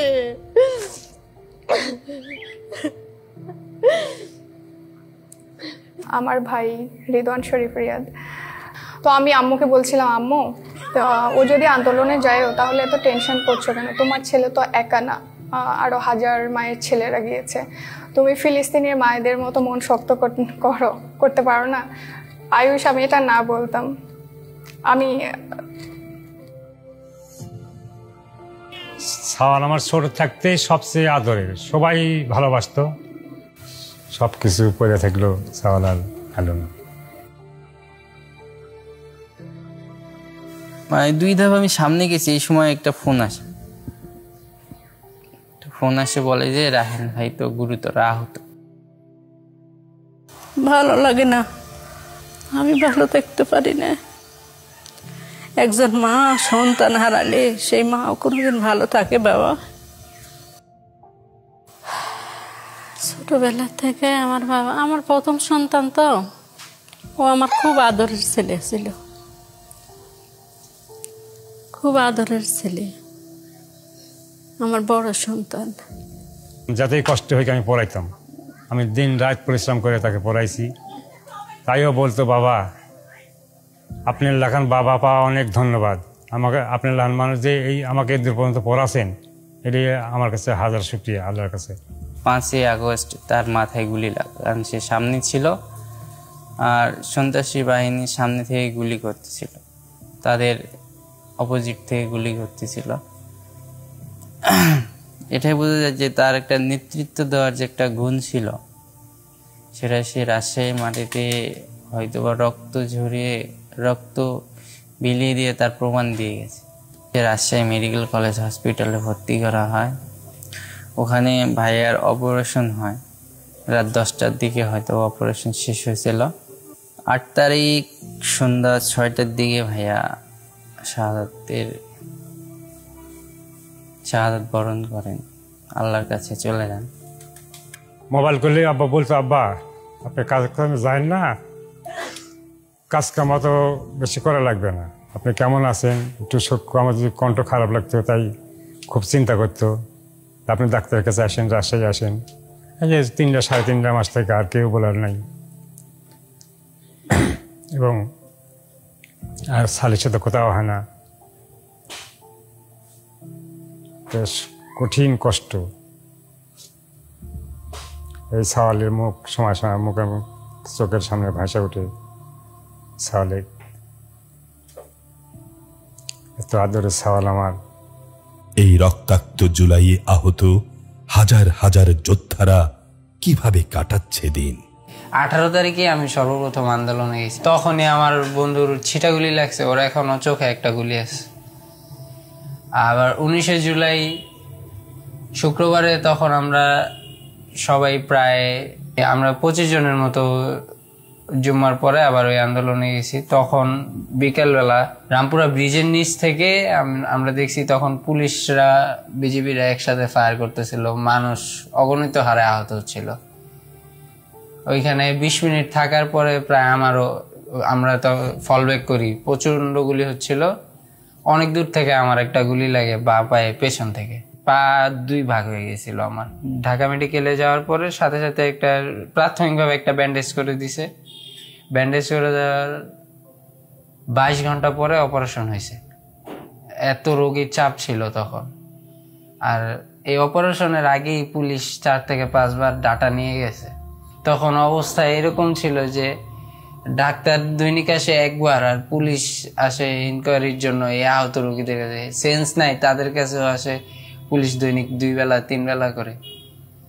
রাত্রে 2টা বাজেও আসে, মানুষ যখন ঘুমায় থাকে তখনও আসে। 25শে জুলাই আমার তখন প্রশাসনিক চাপের কারণে অনেক রোগীদের রিলিজ দিয়ে দিচ্ছিল। রিলিজ স্লিপ দেখানোর পরেও আমাদেরকে শাহবাগ থানায় নিয়ে গেছে, নিয়ে খোলা আকাশের নিচে আমাকে এই অসুস্থ অবস্থায় প্রায় 3 ঘন্টার মতো খোলা আকাশের নিচে ওই ইয়েতে শোয়া রাখছে, স্ট্রেচারে শোয়া রাখছে। আমার আব্বু, আম্মু, ছোট ভাই, আমার মেজো মামি সবাইকে আলাদা আলাদা করে নিয়ে সবার কাছ থেকে স্টেটমেন্ট নিছে। তো এক পর্যায়ে যখন আমরা মোটামুটি সব দিক থেকে তারা যখন আমাদেরকে ঘিরে ফেলে, আমাদের আর কোনো দিকে যাওয়ার সুযোগ ছিল না, এবং সে অবস্থাতে তারা 2 দিক থেকে আমাদেরকে গুলি করা শুরু করে। পিছন দিক থেকে পুলিশ গুলি করছিল এবং সামনের দিক থেকে ছাত্রলীগ এবং আওয়ামী লীগের যারা সন্ত্রাসীরা, তাদের হাতে শর্টগান ছিল, পিস্তল ছিল, এগুলো দিয়ে তারা গুলি করা শুরু করে। তো আমি যেহেতু সামনে ছিলাম, একটা পর্যায়ে খুব কাছাকাছি থেকেই আমরা যারা ছিলাম, আমরা চাচ্ছিলাম যে তাদেরকে মোকাবেলা করতে, কিন্তু একটা পর্যায়ে যখন তারা উপর্যুপরি গুলি করা শুরু করলো, আমরা সেখানে আর অবস্থান করতে পারি নাই। একটু পিছু হটার পরপরই হঠাৎ করে ছাত্রলীগের একজন সন্ত্রাসী সে খুব কাছ থেকে এসে তার যে শর্টগান, সে শর্টগান দিয়ে সে গুলি করে, এবং মুহূর্তের মধ্যেই আমার ফেসে, মুখে এবং চোখে সেই শর্টগানের যে প্যালেট সেটা আঘাত করে। আমার ডান চোখে শর্টগানের প্যালেট চলে যায় এবং আমি তাৎক্ষণিক সেখানে পড়ে যাই আর কি। এর পরপরই সেখানে আমাদের পিছনে যারা সহযোদ্ধারা ছিলেন তারা আমাকে ধরে নিয়ে পার্শ্ববর্তী একটি ক্লিনিকে নিয়ে যান। সেখানে নিয়ে যাওয়ার পরে সেই হাসপাতালেও ছাত্রলীগের সন্ত্রাসীরা তারা হামলা করে। সেখানে বেশ কয়েকজন আহত যারা ছিল তাদের উপরে হামলা করা হয়। আওয়ামী লীগের যারা ছিল তারা ওই সময় আমাদের ছাত্রদেরকে সন্ত্রাসী বলে আখ্যা দিয়েছে। অনেককে টিকিট দেয়, চিকিৎসার দায়িত্ব নেন। তার একটা তালিকা তৈরি করে সন্ত্রাসী বলে থানায় তালিকা পাঠিয়েছে। তখন তো 5 তারিখের পরে অনেক রুগী এসে বলে আমরা তখন বয়ে হাসপাতালে আসি নাই, আর যারা চিকিৎসা নিচ্ছে তারা বলে আমরা পরিচয় গোপন রাখছি যে আমরা বৈষম্য বিরোধী আন্দোলনের ছাত্র। আমরা যথাসাধ্য চেষ্টা করছি আমি ডাক্তারদের বিরুদ্ধে আমাদের ছাত্রদের পক্ষে কাজ করার। আমরা সঙ্গে খুব কম ছিলাম, তো আমাদের সাথে আমাদের রুগীরা অনেক ডেডিকেটেড ভাবে তারা কাজ করছে, সহযোগিতা করছে, রুগীর যারা লোকজন ছিল। আর ইকোনমিক বিষয়টা তখন একটু দুর্বল ছিল, সমাজ সেবা ডিপার্টমেন্ট আমাদেরকে খুব সহযোগিতা করছে এই বিষয়ে। তো তখন তো ফান্ড ছিল না 5 তারিখের আগে। আমাদের 2টা জায়গায় যুদ্ধ করতে হয়েছে, একটা তাদের চিকিৎসা এনশিওর করা, আবার এদেরকে বিরোধিতা করা যেন আমাদের চিকিৎসা বাধা তৈরি করতে না পারে। থানার সামনে ছিলাম, ওই সময় এক পুলিশ থানার ভিতর থেকে একেবারে আমাকে তাক করে গুলি করে। আমার মাথাটা ঝাঁকি দিয়ে উঠে আমার কাছে মনে হচ্ছিল যে হয়তো আমার মাথার খুলি উড়ে গেছে, এই জন্য হয়তো আমি দেখতে পাচ্ছি না। গুলিটা যে আসলে আমার চোখে লেগেছে এটা আমি বিশ্বাস করতে পারছিলাম না। পরে ওই সময় আমি মুখে হাত দিয়ে বসে পড়ি, বুঝছিলাম যে রক্ত বের হচ্ছে অনেক, পুরা মুখে রক্ত। চেম্বারে যাওয়ার পর ওইখানকার ডাক্তার এই স্টাইলে বলে যে এই শোনেন, ওর বাম চোখ শেষ, ও ডান চোখ নিয়ে ভাবেন, যান পরে এসে, এই স্টাইল বলেছে। এটা খুবই শকিং ছিল। ওই মুহূর্তে আম্মুকে বলে যে পারলে মাফ করে দিও। এটা হচ্ছে 19 জুলাই শনি একটার বিভিন্ন স্থানে রায়েরবাগ এবং সাইনবোর্ড। পুরো দিন আমি ওইখানে ছিলাম। আমাদের সহযোদ্ধা ওনার এক কবে একটা হাত নিয়ে গেছে ওরা। আমার প্রতিও নিম্নভাবে অত্যাচার করছে, রড দিয়ে বাঁশ দিয়ে অনেক মারছে, মারতে মারতে শুয়ে ফেলছে আর কি।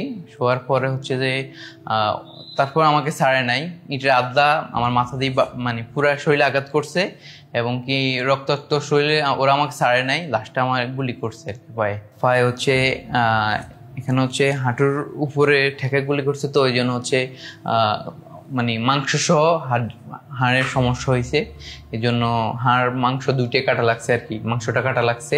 আমরা যখন নিচে অবস্থান করি তখন এখানে আসি দেখি পুরো ফিলিস্তিন ক্যাম্পে, আমরা তো ভিডিও দেখছিলাম, তো এখানেও সেম অবস্থা। পুরো হাসপাতালে কেউর মাথা নাই, মাথার মধ্যে গুলি, পায়ের মধ্যে গুলি, কেউ এখানে ট্রিটমেন্ট দিতেছে ওরা। 19 জুলাই শুক্রবার বিকেল 4টা থেকে রংপুর প্রচুর উত্তাল ছিল এবং এই অবস্থায় পুলিশ আমাকে আটক করে বিকেল 5টার দিকে। এবং পুলিশের কাছে আটক থাকা অবস্থায় পুলিশ আমাকে রংপুরে কাচারি বাজার মোড়ে ছড়া বুলেট যেটা বলে সেটা আমার পায়ে লাগায় গুলি করে এবং আমার পায়ের 6 ইঞ্চির মতো হাড় উড়ে যায়। রংপুর মেডিকেল কলেজের ডাক্তাররা আমাকে অনেকটা বলছিল যে আমার পা থাকবে না অথবা পা রাখা পসিবল না, কারণ পা খুব একবারে মানে 6 ইঞ্চির মতো হাড় ছিল না এবং পা আমি কোনো নড়তে পারছিলাম না। 20 তারিখ সকালেই আমরা অ্যাম্বুলেন্সে করে ঢাকা পঙ্গু হাসপাতালে এসে ভর্তি হই।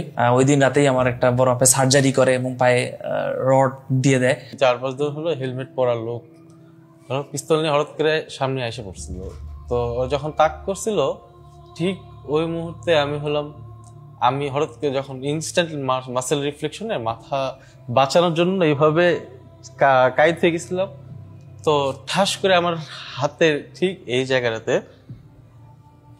কিছু একটা লাগে, আমার হাত ইনস্ট্যান্ট গরম হয়ে যায়, টেম্পারেচার অনেক বেশি বেড়ে যায়, আমার হাত পড়ে যায়। তো তখন আমার সাথে আমাদের এই গোলের শেষ মাথায় আমাদের সাথে অনেক ভাইরা ছিল, তো ওরা এলোপাথারি গুলি করতেছিল। এলোপাথারি গুলির মধ্যে না আমরা যখন বুঝতে পারি যে হ্যাঁ আমার এই জায়গা থেকে সরে আসতে হবে, তো তখনই ওই জায়গাটাতে 3টা ভাইয়ার লাশ ছিল। তো ওরা যখন সবাই চলে আসছিল তারপর দেখলাম, তো আমি যখন চলে আসবো তখন আমি একটা দেখি আমার বাম পাশে একটা 12-13 বছর ছেলে বডি পড়ে গেছে, ওর মাথায় গুলি লাগছে, ওর মাথা এখান থেকে রক্ত বেরোচ্ছে। তো আমি যা ভাবলাম কি ওর নিয়ে যাই, ও তো ছোট পাতলা বডি ছিল, তো ওর লাশটা নিয়ে যাওয়ার জন্য আমি কোলে নেওয়ার চেষ্টা করি। তো কোলে নেওয়ার চেষ্টা করলে কোলে নিতে পারি না, কারণ ওই মুহূর্তে আমার হাত কাজ করতেছিল না আর কি। ওই মুহূর্তে আমার হাত কাজ করতেছিল না, ভাবলাম ওর কলার ধরে আমি গোলের মুখ থেকে বের করে সাইডে নিয়ে যাই। তো সেই মুহূর্তে আমি যখন 2-3 কদম হ্যাঁসড়ে নিয়েছিলাম, পিছন থেকে আরেকটা গুলি আমার কোমরে লাগে, ঠিক রাইট সাইডে কোমরে। তো আমি আর সেকেন্ড টাইম এত পেইন নিয়ে আমার আর মনে করেন যে কাউকে বাঁচানোর মতো ওইরকম টেন্ডেন্সিও হারিয়ে ফেলেছিলাম। আমি দৌড়াই গেছি, ওই অবস্থায় ল্যাংড়ায় দৌড়াই গেছি আমি বসুন্ধরা গেটের সামনে। আমার প্রথম চিকিৎসা শুরু হয় কিন্তু এভারকেয়ার হসপিটালে, যেখানে আমি 8 দিনের মতো থাকি। ওখানে আমার প্রাথমিক অবস্থা যেটা করে আর কি, যে গুলি বের করা। বাট আমার ইন্টারনাল ড্যামেজ বলতে আমার এখানে গুলি লাগার পরে আমার রেডিয়াল নার্ভ ছিঁড়ে গেছে, যার কারণে আপাতত আমার কবজি থেকে হাত অকেজ। আমি চক্ষুবিজ্ঞান ইনস্টিটিউটে হাসপাতালে কাজ করেছি, সেখানে আমি দেখেছি কমপক্ষে 55 জন 2 চোখ ক্ষতিগ্রস্ত হয়েছে এবং 686 জন রোগী 1 চোখ ক্ষতিগ্রস্ত হয়েছে। আর কর্নিয়া ট্রান্সপ্ল্যান্ট হয়েছে 2 জন রোগীর, আর ভবিষ্যতে আরও কর্নিয়া ট্রান্সপ্ল্যান্ট হবে। আমি বলতে পারি চক্ষুবিজ্ঞান ইনস্টিটিউট হাসপাতালে সর্বনিম্ন 7 বছর বয়স থেকে শুরু করে 77 বছর বয়স পর্যন্ত বিভিন্ন বয়সের রোগী ছিলেন। তারা আঘাতপ্রাপ্ত হয়েছেন আসলে মেটালিক পিলের দ্বারা, কেউ বা রিয়েল বুলেট দ্বারা। আমি মনে করছি আমার আর চালাবে না গুলি, তখন আমি যখন আনসারের যে হেড তা দিয়ে ফোকাস করি, এমন অবস্থা দেখি মানে 750 যেগুলো পরে আর লোড করে একবার আমার দিকে ফোকাস করে আছে। যখন আমি একটু বডি আপনি উল্টা দিকে করবো, এই অবস্থা দেখে তখন জীবন তো বাঁচানো লাগবে। যখন মুখে একটু অন্যদিকে বিপরীত দিকে ফেরানোর চেষ্টা করছি, তখন সবগুলো একবার আমার দিকে গুলি ফায়ার করে। এখান থেকে যখন সর্বোচ্চ অ্যাঙ্গেল করতে পারছি, এই 2 হাতের মাঝ ফাঁক দিয়ে আমার এই চোখে লাগছে, এই সাইড দিয়ে এই চোখে লাগছে। যখন লাগে তখন আমি মুখ থুবড়ে ফুটপাতে পড়ি, ফুটপাতে ঢালাইয়ের পর পড়ি। মানে তখন গুলি লাগার পর আমার 7 থেকে 12 সেকেন্ডের মতো জ্ঞান ছিল। এই জ্ঞান থাকা অবস্থা আমার এরকম মনে হচ্ছে যে তখন আমি কোনো মানে বৃষ্টির দিনে শুয়ে আছি মানে ফুটপাতে, এবং আমার শরীরে মুষলধারে বৃষ্টি হচ্ছে, বড় বড় ফোঁটায় মুষলধারে বৃষ্টি হচ্ছে। এই যাত্রাবাড়ি ফ্লাইওভারে উঠলাম, এরপরে দেখি থানার সামনে গলাগলি শুরু হলো, কয়েকটা লাশ পড়ে গেল আমার সামনে। আমরা সবাই লুকিয়ে রয়েছিলাম ফ্লাইওভারে যে ওয়ালে। তারপর দেখি হঠাৎ করে এই গলাগলি বন্ধ হয়ে গেছে, মানে গুলির আওয়াজ বন্ধ হয়েছে। আমি একটু ঘুরে তাকানোর লগে লগে দেখে আমার চোখে লাগলো। লাগার পর তো আমি তো কালিমা তৈবা পইরা রেডি, যে এখন মনে হয় আজালে চলে আসবো। প্রথম সন্তান, মেয়ে সন্তান, তোর বয়স ওদিনকার 26 দিন। তো আমি আমার মেয়ে দেখতেছি, হাসতেছে আমার দিকে, আর আমি কালিমা তৈবা পড়তেছি, আমি প্রস্তুত। তো হঠাৎ করে দেখে একটা মোটরসাইকেল আসলো, আসে মানে আল্লাহর কুদরত যে আমাকে বাঁচাইবো আল্লাহ। তো মোটরসাইকেল আসা সে কি করছে, ওই থানার সামনে আসা লুকায় গেছে গা, মানে মোটরসাইকেল ফালে সে আমাদের সাথে লুকায় রয়েছে। তা কিছু যুবক বললো কি, এই হুজুরা বাঁচা, যেমন হুজুর লতাছে আর কয়েকটা লাশ পড়ে গেছে গা। তার সঙ্গে আল্লাহ কাছে মানে যা জীবন দিতে গেছে, এখানে তো একটা চোখ গেছে গা, আমি ওরকম কিছু মনে করিনি। তো অক্টোবরের 1 তারিখ থেকে আমার তো মসজিদের চাকরি আবার চলে গেছে। অক্টোবরের 1 তারিখ থেকে আমি টিউশনি শুরু করছিলাম। 11 তারিখে সকালে উঠে ফজর নামাজ পড়লাম, আর একটা টিউশনি করার ভিতরে দেখে মাথা ব্যথা করতেছে। পরে দেখে আমার যে ভালো চোখটা ছিল এটাও আবার এই ঘোলা দেখতেছি। তো 1 মাস ধরে আমি এখানে জাতীয় চক্ষু বিজ্ঞান হাসপাতালে ভর্তি আছি। এখন আমি স্পষ্ট ভালো করে দেখতে পারি না। আমি আন্দোলনে আহত হই জুলাইয়ের 18 তারিখে ঢাকা শহরের মেন টার্নিং পয়েন্ট হলো আপনার যাত্রাবাড়ি। আমার সামনে একজনের 40 সেকেন্ডের ডিফারেন্সে ওই ছেলে অরিজিনাল বুলেট খায়, আর 40 সেকেন্ড পরেই আমি ছড়রা বুলেট খাই। পুলিশের ছড়রা গুলি আমার মুখে এখন আপনার প্রায় 21টার মতো আমার ছড়রা বুলেটগুলো আছে, প্লেটগুলো আছে। এর মধ্যে 3-4টা বার করা পসিবল, আর বাকিগুলো বের করা পসিবল না। 2 চোখে ইঞ্জুরি ছিল, আর 1 চোখ আল্লাহর রহমতে 1 চোখ হলো আপনার, আমি আমার লাইফে কোনো সময় আমি চশমা ইউজ করি নাই, কিন্তু এখন আর কি সার্জারি করার পর রেটিনা অপারেশন করার পরে চোখের থেকে আপনার 2টা বুলেট বাইর করাইছে। একটু আর কি আপনার চুল পরিমাণ গ্যাপের জন্য কর্নিয়াতে আঘাত করে না। তো কর্নিয়াতে যদি আঘাত করতো তাহলে হয়তো আমার এই চোখটা বাদ হয়ে যেত। তো ইমার্জেন্সি ভাবে ট্রিটমেন্ট নেওয়ার কারণে একটা চোখ আমার ঠিক হয়, ওটার আপনার জীবনও চশমা ইউজ করিনি, বাট এখন আর কি -2.5, আর আরেক চোখ দিয়ে আমি টোটালি দেখি না, টোটালি ব্ল্যাঙ্ক। আমার এখনো হাতের মধ্যে প্লাস 90টা প্লেটের কাছাকাছি আছে। গুলির গরমে আর উত্তপ্ততার কারণে আমার হাতের গোছ সিদ্ধ হয়ে গেছিল, এই জন্য এখান থেকে কেটে ওটা ফেলাই দিতে হয়েছে। আর এখনো ট্রিটমেন্ট চলতেছে। আমি আমার হাতের এখনো 2টা আঙ্গুল, মানে শেষ 2টা আঙ্গুল আমি এই পাশ হাতের অর্ধেক, মানে এই পাশ এই পাশ হাতের অর্ধেক, এই সাইডে আমি ঠিকঠাক মতো ইউজ করতে পারি না, আমার অনুভূতি কম নার্ভের কারণে। আর চোখে দেখি না বলতে গেলেই চলে। আমার চোখের মানে গুলিটা সোজা এদিক দিয়ে, সামনের পার্ট যদি এটা ধরি এদিক দিয়ে ঢুকছে, আর পিছন দিক দিয়ে বের হয়ে গেছে, মানে এপার ওপার হয়ে গেছে চোখের। 3 তারিখের ঘটনা ছিল, সেদিন প্রচুর আরো অনেক মানে গুলিবিদ্ধ রোগী আসলো।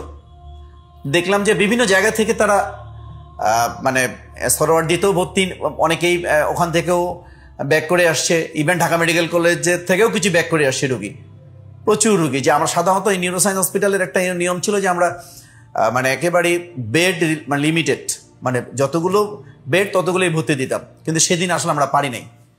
আমরা সবাই মিলে সিদ্ধান্ত নিয়েছি যে যারা আসবে তাদেরকে আমরা ফেরত দিব না। মোস্ট অফ দ্য পেশেন্টের গুলি লেগেছে মাথায় এবং বুকে। এটা আসলে টার্গেট কিলিং আমার কাছে মনে হয়। এই আন্দোলন কোটা সংস্কার থেকে পরিণত হয় গণমানুষের আন্দোলনে। ফ্যাসিস্ট রেজিমের অত্যাচারের জাতাকল থেকে মুক্তি পেতে দল, মত, ধর্ম, নারী, পুরুষ নির্বিশেষে সমাজের সর্বস্তরের মানুষ চলে আসে এক কাতারে।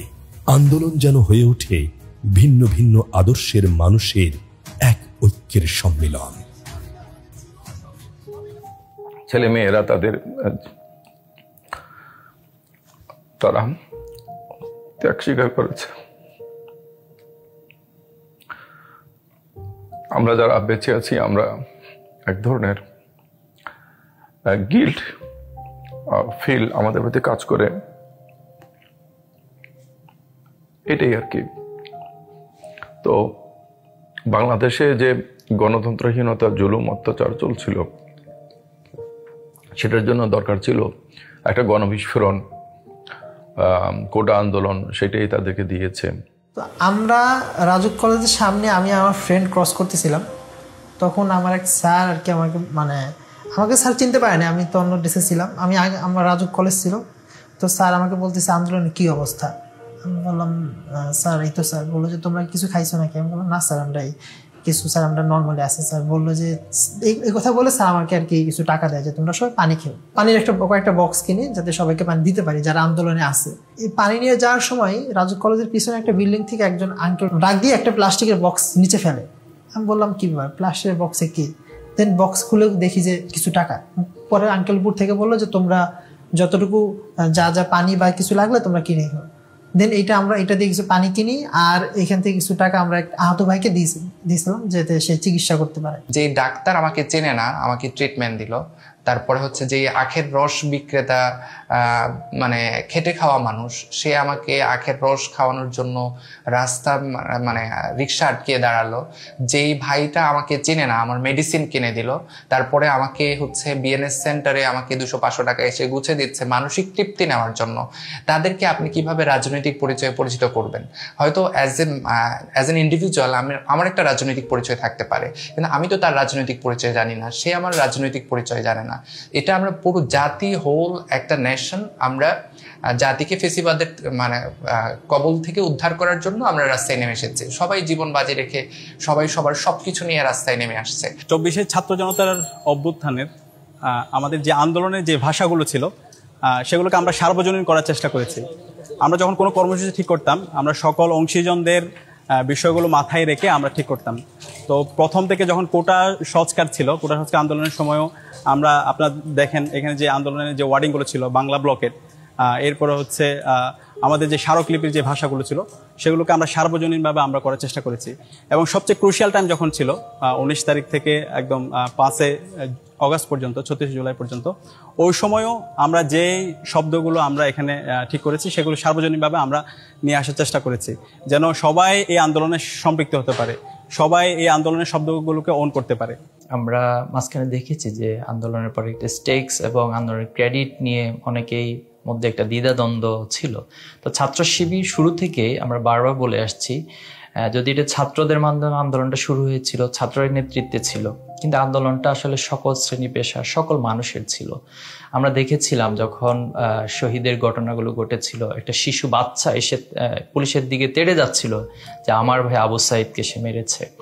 তো এই যে সবাই আবু সাইদকে ওন করা, শহীদদেরকে ওন করা, এর মধ্যে দিয়ে আমরা দেখেছি আমাদের নারী শিক্ষার্থীরা আহত হয়েছে, নারী শিক্ষার্থীদের অংশগ্রহণ ছিল, প্রাইভেট বিশ্ববিদ্যালয়ে অংশগ্রহণ ছিল, মাদ্রাসা শিক্ষার্থীদের অংশগ্রহণ ছিল, ইংলিশ মিডিয়ামের শিক্ষার্থীদের অংশগ্রহণ ছিল। আমরা দেখেছি পেশাজীবী যারা ব্যবসায়ী, এরপরে হচ্ছে শিক্ষক, বিভিন্ন দিনমজুর যারা ছিল, সকলেই শ্রমিকরা সেখানে অংশগ্রহণ করেছিল।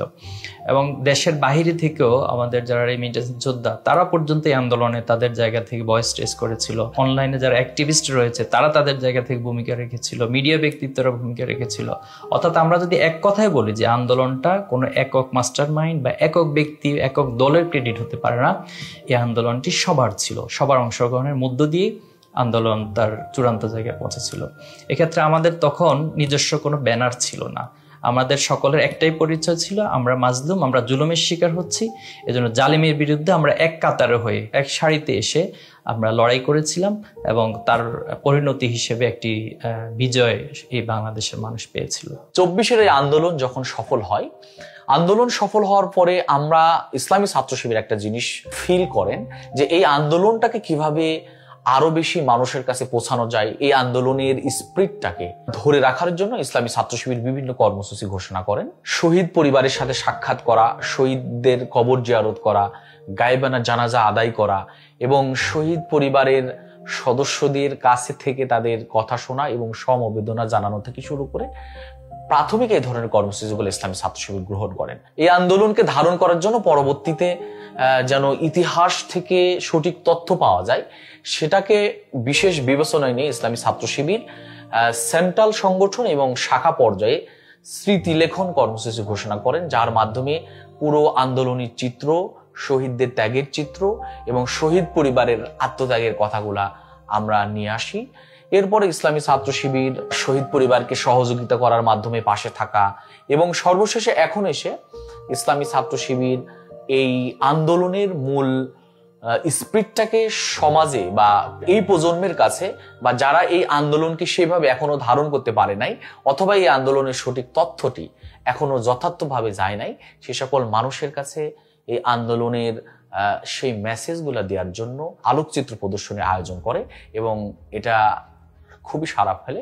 এবং ইসলামী ছাত্র শিবিরের কর্মসূচির ভিতরে আরেকটি কর্মসূচি হলো যে সুন্দর ডকুমেন্টারি, যে ডকুমেন্টারির মাধ্যমে পুরো জাতির কাছে এই আন্দোলনের সঠিক তথ্য, এই আন্দোলনের মূল চাওয়া পাওয়া এবং এই আন্দোলন আমাদের জাতির ভিতরে নতুন চেতনা, বৈষম্যহীন দাসত্ব মুক্ত একটি জাতি গঠনের চেতনা জাগ্রত করেছে, সেই মেসেজটি দেওয়ার জন্য চেষ্টা অব্যাহত রেখেছে।